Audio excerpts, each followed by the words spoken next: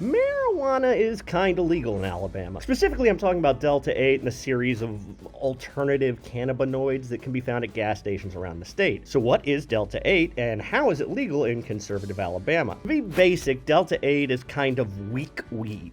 For example, if a joint of regular marijuana is like 3 shots of Jack Daniels, a joint of Delta-8 is like 3 Miller Lights. Obviously, that's not a one-to-one comparison, but you get what I'm saying.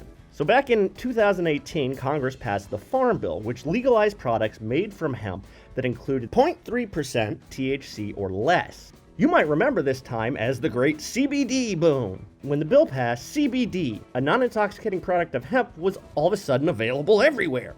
CBD beer, CBD dog treats, CBD tinctures, and they were even putting CBD in coffee for some reason, because who doesn't like to be laid back and chill but also have a ton of energy? As time passed, certain producers figured out that if you mix CBD with acid, it develops a product that, while intoxicating, isn't as intoxicating as regular weed.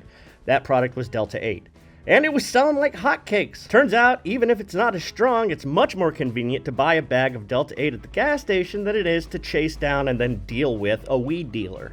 Wasn't that long before a series of other fake weeds started coming out on the market. Delta-9, Delta-10, THCA, HHC, which I've never seen, but I'm told is a thing. There really isn't enough science yet to say if all these alternative marijuanas are good or bad or not that big of a deal. The problem is, this stuff is relatively new and it's not heavily regulated. And when it comes to unregulated markets, the first folks in are usually desperate to make as much money as fast as possible before the law takes over. So there have been incidents, like a few years ago when some black market vapes landed people in the hospital with lung issues. That, I think, turned out to be something to do with the vape and something called vitamin E acetate. And those were just straight up marijuana vapes anyway, it wasn't Delta-8. Other manufacturers have tried to jam as much Delta-8 as possible into their products, which can lead to a high that is more intense and lasts longer than the consumer might expect. But most of the problems have come with adults just not knowing how strong it's gonna be. But the biggest problem is with kids. Back in 2023, Alabama passed a law blocking the sale of Delta-8 and its spin-offs to folks under 21. And a bigger problem is edibles. These can come in a bunch of different forms: cookies, pastries. I saw one that looked like Gatorade. And a big one is candies, and young kids can't tell the difference between these edibles and just regular snacks and candy. So they come upon mom or dad's stash, they try to eat a bunch because they're kids, and then they go kind of crazy because they have no idea what's going on. Poison Control in Alabama gets around 200 calls a year regarding issues with Delta-8